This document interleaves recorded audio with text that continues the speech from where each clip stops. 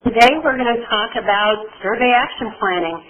We've done an employee survey, you've collected a lot of data, and you're probably sitting there going, now what do I do with all of this information? So that's really today the focus of our webinar, and hopefully we'll be able to provide for you a lot of great and valuable information.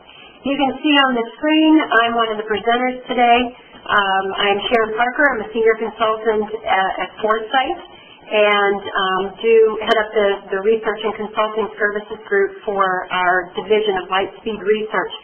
I've been in this business a long time. You can see there in my bio. I won't read it for you, but do currently work with a lot of our largest clients worldwide in doing just what we're doing today and talking about how we create action and movement and understanding and really create change within our organizations using the data that we've collected from our employee survey. Joining me today is Jane Lewis. Welcome, Jane.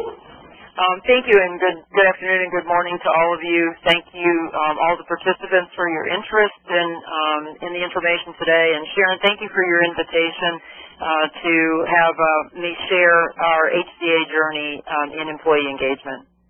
Well, it's a really interesting story and a great journey, and I'm so happy that Jane is on the phone today to share with us the work that they've been doing. And Jane has been very instrumental in helping the organization progress and create improvements. Jane is the Director of Organizational Development for the Western Group, which is part of HCA. And you can see also by Jane's bio that she's been doing this work for quite a few years, has a very strong background in OD and human resources. And some of you may even recognize Jane as that she is a facilitator instructor for SHRM. So if you've gone through any of the certification programs, you might have had Jane as your instructor. But Jane heads up the employee survey program and process within HCA, and so we're real excited to have her on the phone. And as we get towards the middle to the end of the presentation, Jane is going to be sharing their journey and a little bit more about what they're doing within HCA to create action. I love this quote. I came across this quote a number of years ago, and while I don't think that surveys are quite as violent as the quote suggests, what it does say, though, is that surveys can be impactful, they can be powerful, and they can be really important in terms of driving change. But if you don't do anything with it can probably create more damage than it creates good. So the whole idea in terms of action planning is to really leverage the information that's collected and then be able to go off and do something with it, but also focusing on the right things and creating actions and improvements that are going to make a difference to the employees. Does action planning pay off? It certainly does, and one of the ways that we measure that through our organizational employee surveys is from this one particular question. This is data from our normative database, and when we take a look at our global companies around the world, what we see is that about half of the employees we survey really do think that management will take action based on the results of the survey. That sort of is our benchmark, if you will, in terms of the confidence that something will actually be done, that pin will actually be pulled and that action will be taken. And when we take a look at our high-performing companies, and these are organizations that are really doing things well, they're market leaders, they're industry leaders, they're making improvements in their employee processes and programs, and you'll see continual improvement. They do much better in terms of creating confidence in that follow-up activity.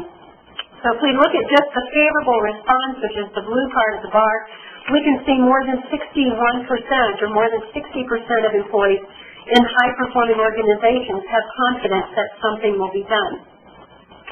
During today's webinar, we're going to cover a lot of information, but we're going to start by talking about the strategic value of employee surveys. I think there has been and may continue to be a mindset that an employee survey is just a thing. It is an event. It is something we do because senior management tells us we have to go off and collect data about our employees. But more and more, what we're trying to help organizations do is understand how they can strategically place this instrument, this tool, in their whole set of measures as they're looking at company performance, and that it really is integrated and should be integrated with the things that organizations are doing to drive productivity, to drive performance, to drive change. So we're going to talk a little bit about why we look at this kind of data and how important it is. Then we're also going to really spend the majority of our time reviewing a very effective process for action planning. And sort of the theme of that is turning data into action. And we'll walk you through the process, kind of identifying each step of that process, accountability, what to do, the whole 9 yards. And then really I'm going to turn the call over to Jane, who's going to talk more about how they've translated this process into a best practice within HCA. So Jane's going to share, again, her story, their journey through the action planning phase. Many of you may not be familiar with the Foresight Group. We are a division of Lightspeed Research. We are one of the world's leading survey providers and do deliver surveys and consulting services and technology services to some of the largest companies in the world. You can see that we collect a lot of data every year. We have our own very flexible global benchmark data that we collect, and we incorporate in reports to help in the interpretation and understanding of results. You know, sometimes we'll get questions about a particular score on an item, and somebody will say, well, we got a 65% favorable score on this question. Is that good? And part of it is understanding what good means, and one way to look at that is utilizing benchmark data to provide sort of that normalization, sort of that lens in which to turn and view what good means. We do also provide linkage research to other organizations to try to identify, again, how employee survey engagement results actually do link to performance measures. And what are the critical linkages? What are those things that in the employee instrument that we can see how they drive performance, and what can we really fundamentally work on from an OD or HR perspective that's really going to help the organization grow and improve. Now, I'm sharing with you our best practice model because when we talk about action planning, most of us will think, well, that's sort of the end of the process. You know, I've gone through, I've created an instrument, a survey that has some really good questions. We've administered it, collected a lot of data. We've even done all the analysis and reporting and started through the interpretation of it. And now we're in action planning, so let's go off an action plan. And I guess I'd like to say that certainly is the process that most of us go through to design, deliver, and create an employee survey. But I'd like to sort of focus on the very center of this particular model, and that's vision and strategy. Action planning actually starts when you design and lay out the vision and strategy for this process. Again, I'm going to have Jane talk to that a little bit about the way they incorporated their employee survey as part of their overall strategy for really taking the organization to the next level. I guess the bottom line is that we don't want to make the employee survey kind of an either-or process. I either go work on employee survey results and action planning, or I go work on, improving sales or improving my customer satisfaction scores. It's not really one or the other, and it really needs to be integrated. So we start and talk about what do we need to do from an action planning perspective. A lot of that starts in the very, very, very beginning when we determine what the vision and strategy and purpose of the survey ought to be. And then we support that vision and strategy through all phases of the survey process. And it really does continue to go in a circle, because once we figure out what we're doing and we measure our progress, it's really coming back to administering another survey to check to see if we've made any improvement. We can always sort of rely on hearsay or anecdotes and stories or water cooler talk to sort of get an idea of what employees think. And we probably all know best what our employees think, or in terms of what they feel about the company, about what we do, about leadership. But just having that sort of gut check to doesn't really give us the full picture. So one of the best values of having a well-thought-out employee survey process in your organization is to quantify those perceptions, that this tool or this instrument really backs up those opinions and views with hard data and hard evidence.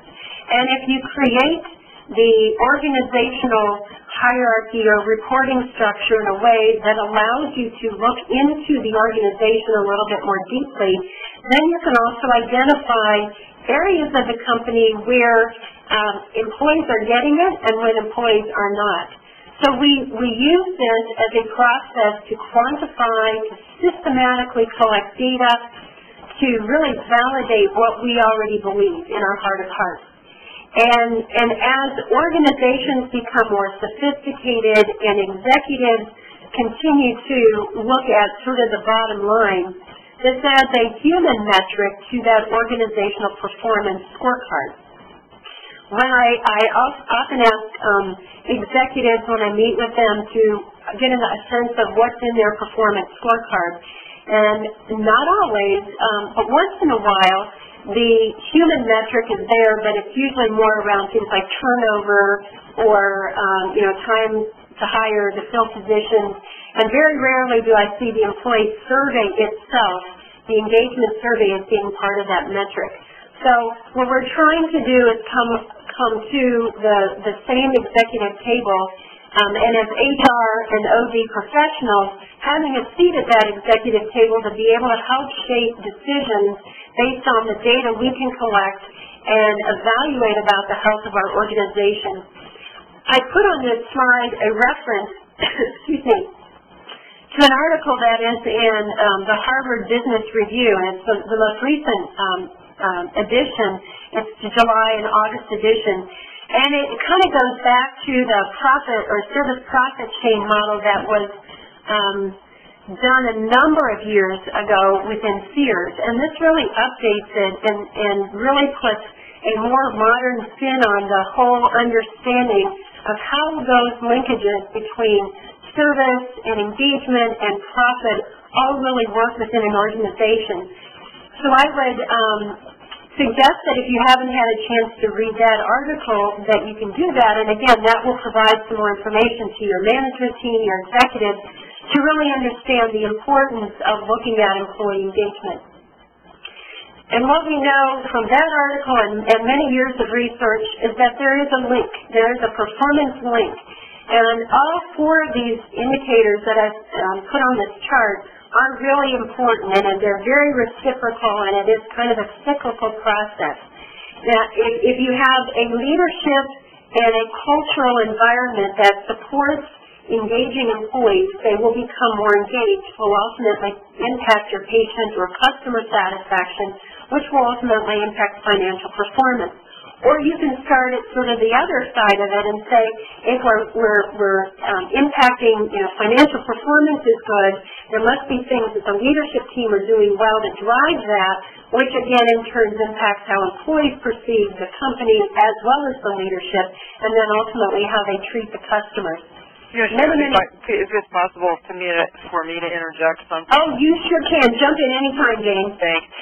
This linkage cycle is really critical for our organization, and we have done internal correlation studies looking at that employee engagement, and doesn't really make a difference. And while we do not have our most updated correlation studies because we've just finished survey administration, we have seen definitely higher customer satisfaction for healthcare organization. We look at our inpatient satisfaction scores. We look at our physicians, which are key customers. And we have seen the more highly engaged the work group, the higher results we find on both of those satisfaction indicators. You mentioned turnover, and certainly in an industry where we are challenged with labor shortages, we want to hang on to those high performers, and we have seen that in highly engaged work groups, we do have much lower RN voluntary turnover. And again, while the numbers aren't in, that can vary anywhere between 4 to 7% difference in terms of turnover. And a little while ago, we just kind of did some what-if modeling. What if we could get all of our facilities up to where our high performers are in terms of their employee engagement? That could potentially put $52 million back on our bottom line if we were able to retain those individuals. And then the other indicators we've seen correlate are our quality indicators, some of our key quality measures. So we believe this, and not only did we say it was theory or hearsay or read the article, I'm excited to say we've been able to prove it internally. Great, Jane. Thank you for that, for sharing that information. So there is a direct correlation, and it's important to pay attention to it. And you mentioned some things that you were measuring in terms of performance. I'll share with you just a quick case study in terms of another organization where we're looking at productivity and how does engagement impact productivity. And basically, we find that disengaged employees tend not to be as upfront with customer service, and you talked about turnover, and they make poor decisions. So one of the things we did is talk with an organization about productivity, and it's not coming just from turnover, but people who are disengaged, not going anywhere, they're still part of the organization. And we based it on just a lost time of the day. People waste time.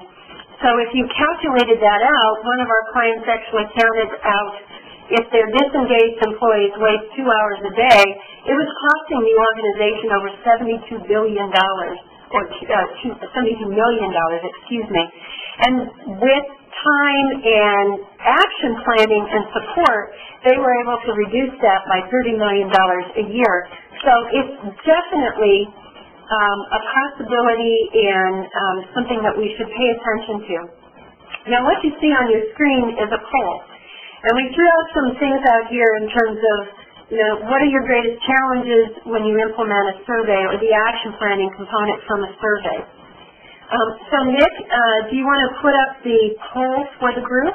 Yes, everybody should now see the poll question appear. And if you would like, please review the question. Once you select your answer, go ahead and click on the submit button. Thank you. Thank you, and we'll leave that up for a little bit. What we find is that we all face a lot of challenges in our jobs. We're very busy. We have a lot of demands. Our managers are multitasking like never before. And our job as survey experts, survey champions, whatever our role is within the organization, is really to provide the training and the support and help managers do the right thing. So it'd be interesting just to see, from your perspective, what some of your challenges are. And while we're waiting for that poll to come back, I'm just going to go ahead and kind of go through. I guess the focus today is to really move from the first set of circles, which is really spending our time on the front end of the process. So that's really planning the survey, getting people to take it, collecting the data. And by the time we get done with all of that, we're worn out, and the tendency then is to kind of focus a little bit on the actions, but we don't really focus on those specifically. We get sort of stuck in, the analysis by paralysis kind of thing, and we get in, and it takes time to do all of that, and we realize that. So what we're trying to do is turn them on end, if you will, and say, we spend a little bit of time collecting the data because we know we can do it, but let's really spend time on the action phases, which is more of the knowing and the doing gap. So now, here's the process and what we're going to go through today and talk about turning data into action. Again, organizations typically, as I mentioned earlier, collect the data, and instead of just collecting data and jumping right into action, what we're proposing is that you take a little bit different approach to turning that information, that data into information, so that it can create knowledge, and that therefore will drive and create action. So that's our process that we're going to go through today. And I would just like to take a moment and let everybody know that the poll results are in, and you should see those results on your screen.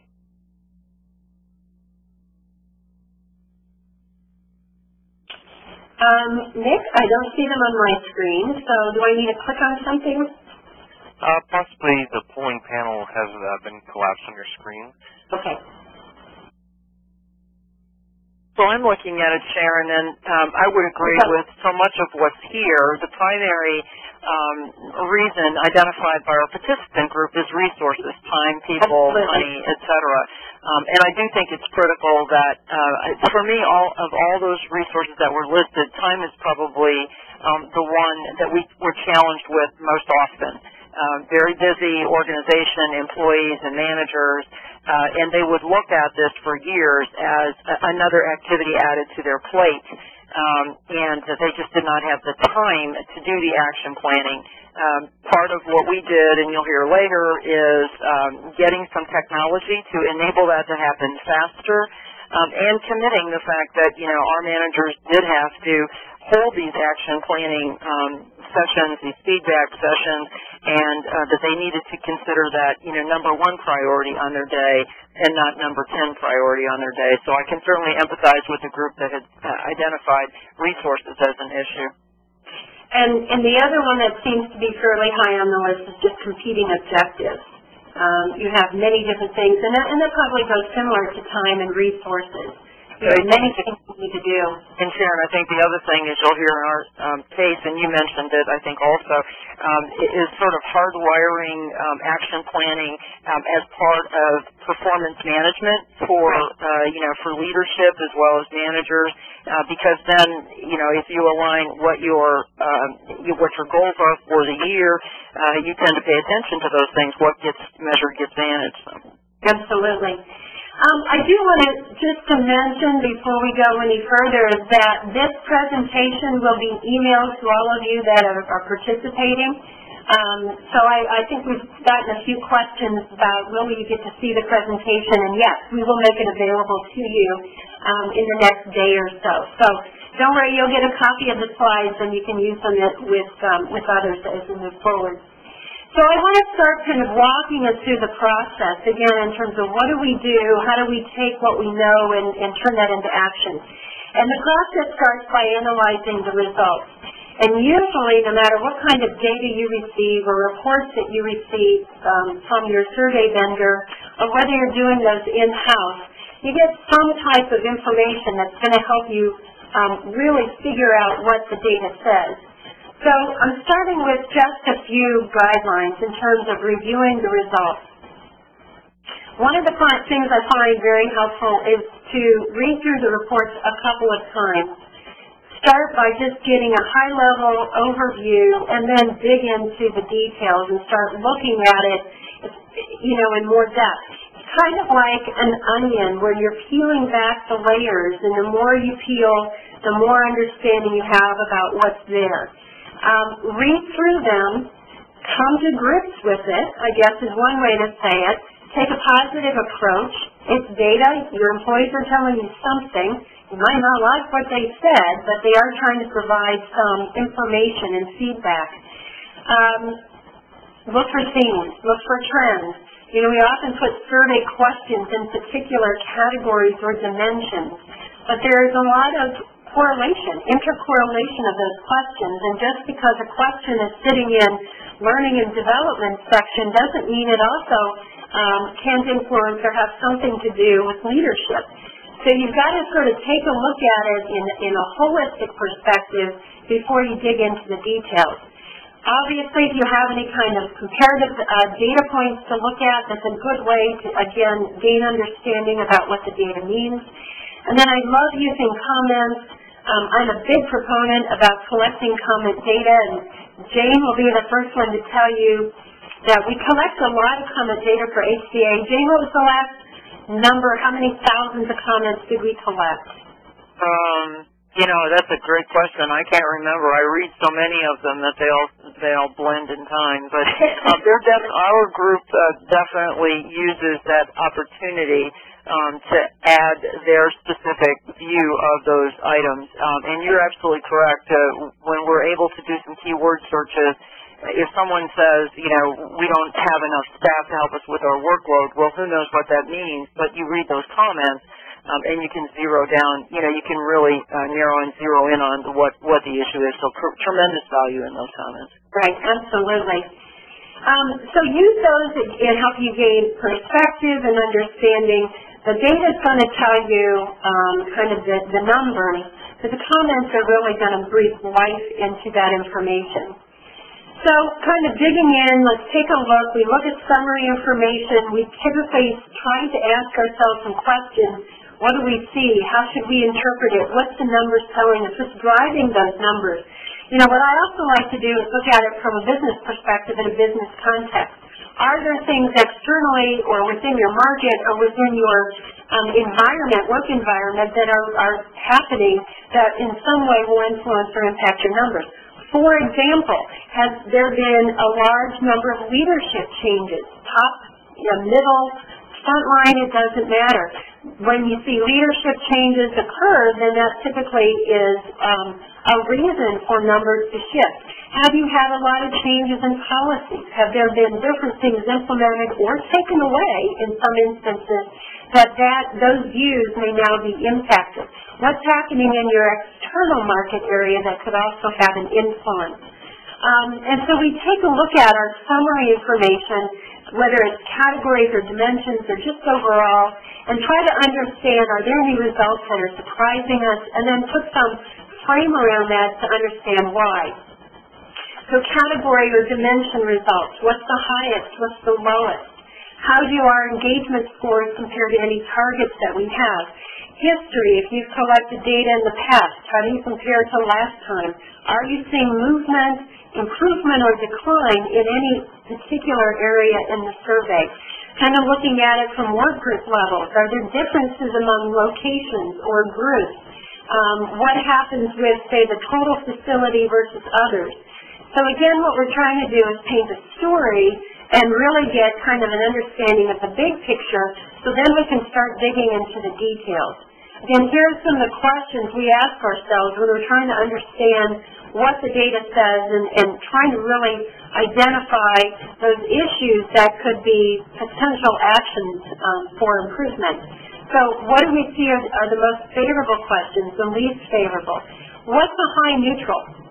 And I put that on there because if you get a high neutral, and again, I'm basing this more or less on a 5-point scale where we have a true midpoint.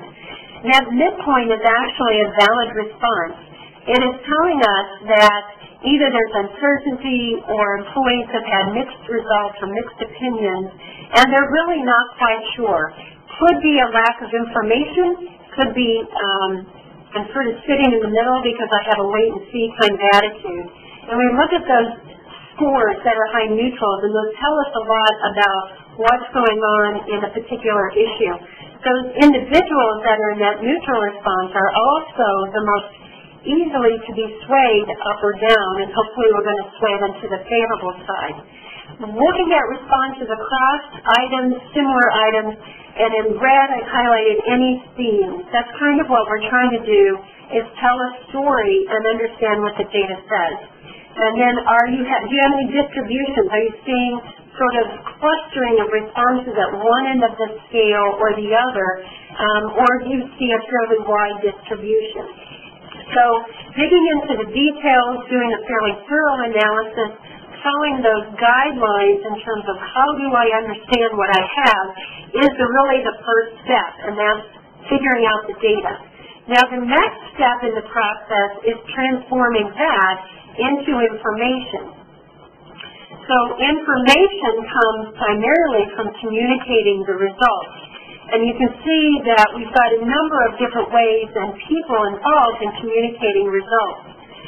Starting with the survey champion, and I'll just define what I mean by a survey champion. And you may or may not use that term in your organization, but it's really the individual or group of individuals who are responsible primarily for the success of the employee survey process and program. And these are usually individuals that are very much involved in setting up the survey, designing the questions, working with the managers of the organization to understand how they want the reports generated. They're also the ones that are going to be providing more of the training and support and follow-up accountability on the overall survey process. So a survey champion could be a coordinator, it could be somebody in HR, somebody in organizational development, but it's usually the individual that sort of leads that or leads the project for the team. So starting communication, usually the first person who gets the information is that survey champion. And through a number of tools and resources, they have the ability now to start telling the story, whether it's through a PowerPoint presentation, whether that's one that they create or we generate in the system. It's a way to start putting some knowledge, if you will, around what that data is telling us. Again, what is that story? And that story then is delivered to senior leadership through multiple channels, and then it's senior leadership's job to start communicating the results to the rest of the organization. And there's many, many ways to do this. We've named a few here in terms of some type of a letter or an email that the CEO may produce. Employee forums, road shows, simply going on the road and doing that, webinars, different ways to conduct that. And Dave, I'm going to sort of put you on the spot and ask, from your point of view, what do you see as the value of senior leadership being that first-time communicator?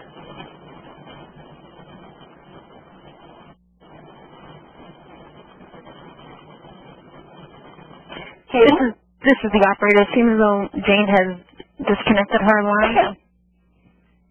She was having some phone issues, so I'll just continue to go through. But I guess what I see as one of the main opportunities or main positive notes from having senior leadership be involved in communicating top-line results is that it shows to all employees, one, that leadership is listened and they have the information and are willing to take a look at it and try to figure out what they're going to do with it. It also shows that leadership is interested in hearing their voice, hearing their opinions, and integrating any kind of follow-up activities in the work that leadership is doing. The next group that is usually, if you kind of follow the cascade down process, the next part is to really have survey champions now educate the rest of management. And it's through different processes, usually providing some type of tools, templates, training, support. I know that I've seen a lot of great examples across organizations. And also where I've seen the most involvement from an action planning perspective is with organizations that have put some time and effort behind training managers. One, on how to read the results and really understand what they're looking at, and two, really educating them on the process of putting action plans together. I did a study a number of years ago with an organization and had one group of managers do action plans, but just kind of do them and with no kind of follow-up process. And then another group of managers actually utilized an online tool to be able to track their action plans. And we went back the next year, did some resurveyed, and as one would expect, the groups that actually tracked their action plans and did follow-up activities saw greater improvement results overall. So it does help to provide that training and support so the managers can effectively work on the right things and be able to understand that. Continuing the roll-down process, then the next is the managers need to review their results and communicate those results to their work group. Depending on how you set up your organizational reporting structure, it may also depend on the minimum end size or respondent size you select, but usually there's an opportunity to roll results out to the individual groups. And that's the manager's job to do, to provide that information, and then do the same things we did on data analysis and to really be able to tell the story. And then managers also providing feedback to work groups about overall what they're doing, and then potentially conducting some feedback sessions to turn that information now into knowledge. So that's really the next step, is to, once we've gone through that and shared information, it's now really to create knowledge based on that information so that we can then prioritize our opportunities for action, and so we're focusing on the right things. I'm going to talk today a little bit about feedback sessions, because that, I think, is one of the major ways that we can turn this information into knowledge. Feedback sessions we're really using to clarify the results and to drive the right actions.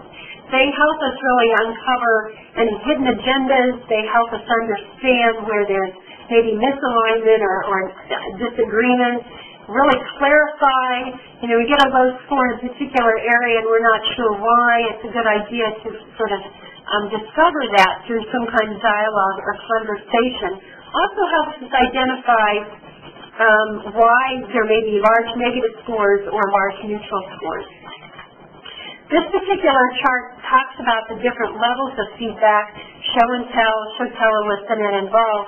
And I won't go through this because it's a fairly lengthy diagram, but I wanted to say that there are different ways to conduct feedback sessions. One is by just simply sharing results, and ultimately what we'd like to be able to accomplish in a feedback session is to get a dialogue process going and to create some starting of an action planning idea generation on what should we actually do, and then put some priority around those. But to be able to do that, you do need some kind of, managers need to have the skills and competencies in place to be able to support their particular feedback session. And once you generate some dialogue and get some ideas, there are different ways to prioritize those opportunities. So through your feedback sessions, you might actually generate, 6 to 10 ideas on different action plans. And ultimately, you still can't work on 10 different things, so you need to put some type of priority around those. The opportunity matrix is one way to prioritize, and this is really based on impact. Impact to the business, impact to your work group, impact on the work environment, what's going to have the greatest impact, and what will have the greatest opportunity or likelihood that we could actually make it happen, which is the improvability component of that. So you really do, through kind of analysis and feedback and getting some ideas, plot those ideas in these 4 quadrants with the idea that you work on those things that have the greatest likelihood of improving and the greatest impact to the business. Another way to prioritize is based on urgency, and it's to take a look at what you should or can do now, what you should do fairly soon, and what you can possibly put on the back burner and pick it up at a later time. Sometimes we call those now quick hits or low-hanging fruits. Whatever they are, they need to, they could be things that you could fundamentally impact now. And here are some ideas and ways to sort of prioritize, and I know this is one method that HCA uses to prioritize their action plans. And another way is to look at it from a behavioral perspective, and this particular model identifies levels of engagement based on different motivational and commitment theories and really driving change based on what's important to individual employees and their work groups. So it's to structure the questions based on this kind of a hierarchy and to say we're going to work on those questions or issues that fundamentally will drive change from the basic level, and if we're doing something well in that basic area, we can focus on something else. But action planning often incorporates a number of people, and I know earlier we already mentioned that time and resources and people is a big issue. And when we look at a survey, we typically see that there are other areas that different groups of people can impact. Certainly senior management probably owns some of the issues and should take a look at creating actions around those. Different management levels, sometimes the functional experts. Working with manufacturing, it might be a quality issue, and that may be something that the quality groups take on as an action as opposed to every single department.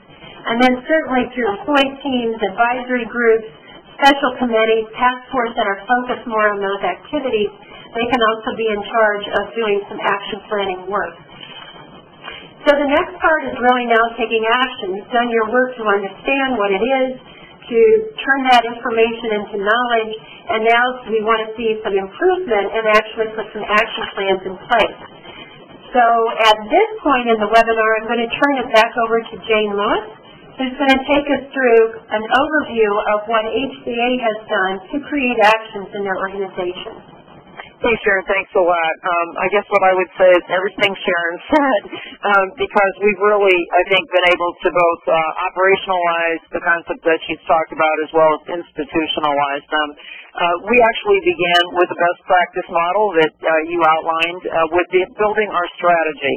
We looked at our high-performing organizations in terms of where were our best units from a business perspective, our best financial performers, our best customer satisfaction performers, a variety of measures that we took a look at. And then we studied those units, that happened to be 12 within our very large organization, and we went out from an OD perspective to try to find out what are they doing that's different in those 12 facilities to get those kinds of results in business outcomes from a people perspective. And this is what we found, that they've created, that organization creates a culture where people are respected.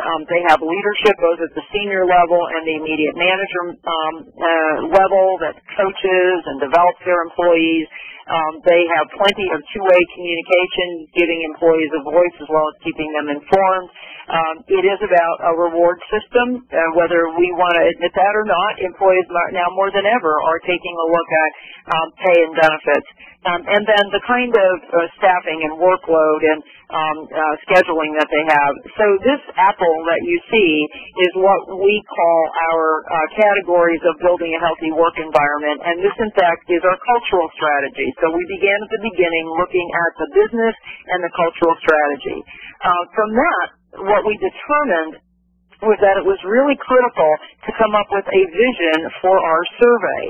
And you had said this earlier, Sharon, but, prior to about 3 years, we've been doing survey work for a long time, but for a long time, it has only been considered an event.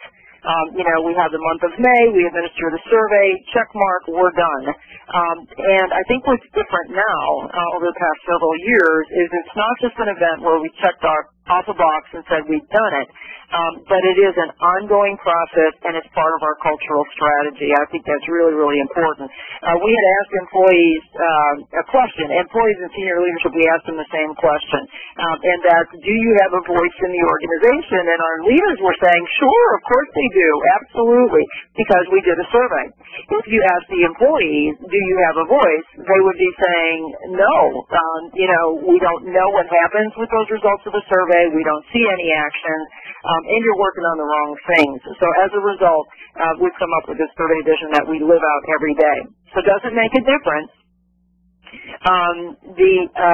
In terms of how we go about that, we actually go about that through the establishment of what we call our game plan. We believe, first of all, you have to have a plan relative to the survey. And Sharon, you've already talked about that plan. How do you cascade and roll out those results? Who ultimately becomes responsible? So I would tell you our game plan is two ways. We believe in the cascading down communication that Sharon already talked about, and we do each one of those steps. From an action planning accountability standpoint, though, I would have to tell you it's more an upward reporting, where the action plans are based in individual unit groups. That could be a manager who has as few as 6 people, or someone who has as many as 50 people. And if it's 50 people, we encourage that manager to have individual teams. So it starts at the individual work group, moves up towards their middle managers who hold those folks responsible for those action plans, goes up to the region and goes all the way up to the senior leadership. Sometimes the senior leadership at the facility sets a priority that goes downward, but most often our game plan is to build it at the unit level and come up. But the key is having a plan and also putting a timeline on the plan. We do what's called 2-4-6. 2 weeks after the survey results are in, the manager should take the time to analyze the results, just like Sharon talked about. 4 weeks, you hold your feedback session. So whatever your comfort level is, it could be show and tell, it could be show, tell, and elicit. After 3 years, most of our work group managers are trained and fully capable of running a show, tell, elicit, and involve. So I think it's really critical. And then 6 weeks after the survey results are out, those action plans have to be put online and sent up to their senior leadership. 2-4-6 is 2, 4, 6 months. So we don't just end it after 6 weeks at the survey results. And the 2, 4 months are on tracking. 2 months after the initial action plan is built, the manager goes back for some feedback. How are we doing? Are we working on what you said we should work on? 4 months, they have another formal feedback session. In 6 months, they are held accountable to make sure that they have action plans as well as progress in check. So that's our game plan. One of the things that, so does it work to have a game plan and do all the things that Sharon talks about? You can see where we have been and where we have come, where we are now. Back in 2006, only half of our employees thought we were doing something about the results. And in 2008, we're proud to have moved that 8 percentage points. Sharon, do you want to talk about meaningful difference and statistical difference? So, are you as excited about this 8 percentage points as we are?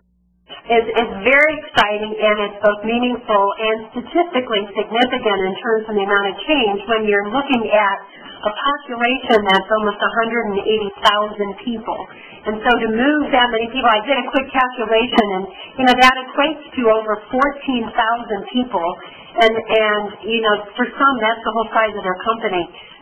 So you've turned the whole company around in some regards in terms of moving people from having more confidence and more belief that there will be follow-up action. And prior to 2006, again, we have been doing surveys for years, but our engagement was flat. And as a result, kind of some of those outcomes were flat as well. And I think coming up with this, this action planning, following the model that Sharon introduced to us really absolutely makes a difference. I was with a group yesterday that has seen a 20 percentage point difference in that question. So we're going to be next year, we're going to be in your high-performing companies, Norm, just to let you know. Okay, I'm looking forward to it. And one of the ways we did that was actually having an online tool. Now, this online tool does a lot of things for us. For one thing, it provided us a consistent template to build an action plan. Because prior to this, if you looked at action plans, they could be on the back of an envelope in someone's head. Someone could be talking about an action. Others might be thinking through, what are the barriers to that action. So one of the things this online tool did is give every manager a consistent template. And managers do have access to this, so they can go ahead and, as they're building their action plan, putting it in there. The other thing it did from a survey champion and a leadership perspective, it gave us comprehensive tracking capabilities. So we can go in and pulling up a status report, see how many people have put in their initial action plan, that 2, 4, 6 weeks. So at 6 weeks will be, although I'm peeking right now to see how many action plans we have in place formally, I'll report out after 6 weeks. 2, 4, 6, and 4 months, we'll go and look at the progress of those action plans. So have they updated those action plans? Are they completed? Are they moving on to something else? And it allows them to go to updates. The other thing that it allows you to do, and I don't think this button's visible on the screen, but it allows managers to go to a best practice site. Where, if they're stuck for ideas, they can find some ideas. So I think there's a lot of things that this action planning online tool has provided to us. One of the things, however, even before we went online, that we did a lot of work with, which was how to develop result-based action plans. And just looking at the difference between the general action of recognizing people's efforts to something very specific as using letters of recognition that they will be given periodically, a minimum of 1 letter of recognition per quarter. When you get down to that specific action, you actually do find results. So we spent a lot of time, and frankly are still doing it, spend a lot of time helping managers create SMART goals so that they can have very specific, measurable, time-bound, actions in their online template. But again, it takes a lot of training. I don't know if any of you have ever done that, but it's difficult to get managers to focus on specific goals. What has helped also at the same time is that we were doing very similar things in terms of performance management, so that they couldn't have just general performance management goals for themselves. They have to have SMART goals. As Sharon mentioned, it's not always easy for managers. They just don't, as a manager, also come with hardwired developing action plan skills. So once again, we spend a lot of time developing materials, borrowing materials. Thank you, Sharon and Foresight. Doing a variety of things that we could get our managers and our survey champions trained.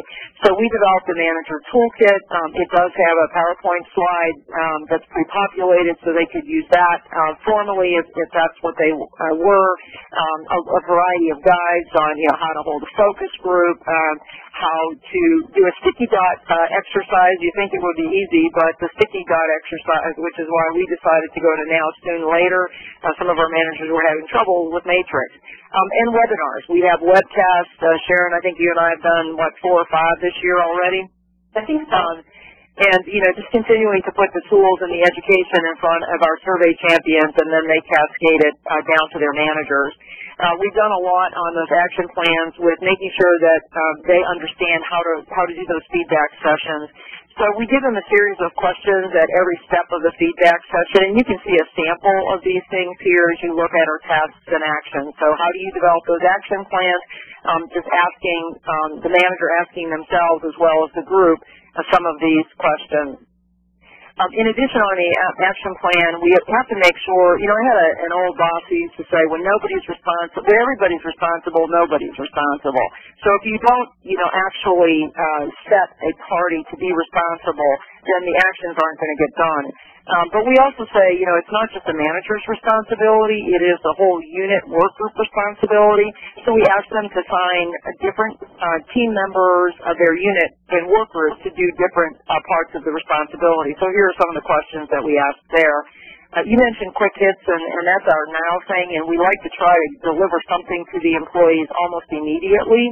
So we want to make sure that they look at identifying some short-term quick hits, but we also recognize that there are things that are going to take a lot longer time. So that's what they identify in the timelines. Again, we have these. By the way, these are just samples. We have a lot more questions that we ask our managers to think about when they do these feedback sessions. And then resources. Is it within their control to do it? And it's interesting because many of the action plans honestly do not require a lot of money. And are almost always in that responsible area of the authority of the manager. So, and frequently they just want more help, so more training and communication for themselves or from their survey champions. I think one of the key things is, and I don't think managers have done this before, and now they're still struggling with this to some extent, but they're getting better at upfront identifying what barriers there might be. So, don't promise the employees that you're going to take actions if there are things that are going to get in the way. But don't just identify the barriers. Turn out to the team and say, how are we going to get over those walls? So this one I think is the one that we'll see even more improvement on as managers get a little bit more comfortable having that conversation. We want to know how well these things are working, how well the action plans are, because again, our goal is to move that question on believing actions were taken as a result.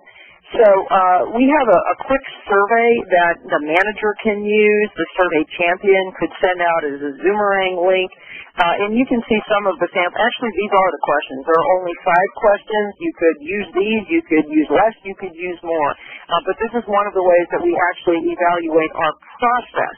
And I think that you can see some key critical things. By the way, this is in the same Likert scale as our employee survey is, so they get pretty used to answering on a scale of 1 to 5. So we have found this a really valuable tool, and we're going to hardwire it a little bit more. This is relatively new for us, but we think it's going to continue to help us.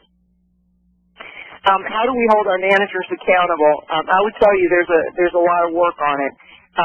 We are definitely right now more focused on the work in action plans rather than linking action plans to compensation. We haven't quite gotten to that extent yet. It's more about setting performance expectations that you'll have action plans, and the action plans will be in the areas where you have the most opportunity. So what you see here is a snapshot. We love color coding. And by the way, our goal is getting to green, so we want a lot more green because those are the high scores. So what this does is this is a snapshot that says for Hospital 1, for example, you can see across the various items in our questionnaire that they're doing well in some, and some they're not. So our senior leaders have asked, well, when they're putting action plans together, are they putting those action plans in place for quick hits, which would be for us the yellow, as well as, doing the longer term work in the red. So we do track, again, those action plans, the total number, as well as the ones that they have in place. So what we're honestly looking for, and one of the reasons we don't as yet link it to compensation, is we're more concerned about the change in behavior. So do managers understand how to develop action plans, and are the employees really believing that we're going to do something with the results? So this is a tool that helps us. And thank you, Jane. I think that was a good, quick summary of how you've taken the process of action planning and taking data and turning it into information and knowledge and action that has, in fact, not only impacted your employee survey scores and overall performance, and one way to measure that is through that particular question, and we saw the great improvement that you've had over the last couple of years. So I thank you again, Jane, for sharing your story with us. I wanted to open up the lines now for questions. This really takes us through the end of our presentation, but would be happy to answer any questions that you have. And so I'm going to ask the operator to chime in and tell us how to ask questions. Ladies and gentlemen, if you wish to ask a question, please press star followed by 1 on your touch-tone telephone, clearly stating your first and your last name. If you'd like to take yourself out of the queue, please press star 2. Again, please press star 1 to ask a question, clearly stating your first and your last name. And we'll pause for a moment to compile a list of questions from the audio. So while we're waiting, go ahead, Jane. While we're waiting, I see a question from one of our participants about methodologies for reporting out survey responses to a group of over 300 managers gathered together. And actually, I've done that, in off-site retreats where we bring managers across a particular region together. And one of the things that we do is to do sort of a high-level, cascade out. We have PowerPoint slides that will show results, that will show comparisons. But one of the things I like to do, and that is a large number, is within that large number, try to do some real quick breakouts where they can start to look at the data and think about action plans. Sharon, you probably have a lot more things that you would offer to that. Well, you mentioned the breakouts, and I've done that type of a facilitated process before. In fact, just not too long ago, took about 250 managers through a process of looking at the results, and we did break up into smaller groups and really had each group identify and do some root cause analyses within their group so that they could come back to a larger group with ideas about not only what the issues are, but what they could actually do to create improvement. And it was interesting to see the similar views across the groups. And these are managers in different levels and different positions and different functional areas. But again, very interesting to see how their perspectives, how common a lot of their perspectives were, and trying to focus on the right things. And one of the things I'd encourage is that you have a walk-away toolkit. That after because the other thing I would do as you're cascading those results in that group is teach them the process, and it could be high-level process, as Sharon was talking about, how do you do the feedback session, but then have them walk away with a toolkit so that they can then, not offline, but outside of the retreat, really try to make that information, that they can digest that information on how to do that. Right. And another way I've also collected feedback is through those facilitated group sessions, is having someone be somewhat of a recorder, whether it's to collect the ideas or feedback on flip charts or some kind of mechanism, so it can all be gathered and consolidated so you get the overall views of everybody. Any questions on the phone? There are no further questions on this phone. Jane, anything to add before we sign off? Yeah, I'm just really proud of our organization. It has been a tough, road to turn the boat around when you've got as many as you do, but we've done it, and like I said, I'm really proud of our organization. But we're not done, but we're getting there. And I think that's the key. It is a journey. It is a journey, and I want to say you're doing that also with union and non-union groups, and so it's really been a consolidated journey, an effort, a combination. So I'd like to just, I'm leaving you with just a brief look of the clients that we work with. As I mentioned earlier, we will be following up and sending out the presentation to all of those who participated on our webinar today. So you'll get a copy of these slides in a few days. And I just, I'll put another plug in there. I am also speaking at a conference in a couple of months with the Employee Involvement Association in Orlando, Florida, on September 17th and 18th. So if you're interested, we can also provide some more information. But again, it's been a pleasure working with Jane and working with her organization. And please contact us. Feel free to contact us should you have any questions. And with that, instructions to end. Ladies and gentlemen, that concludes the presentation. Thank you for your participation. You may now disconnect. Have a great week.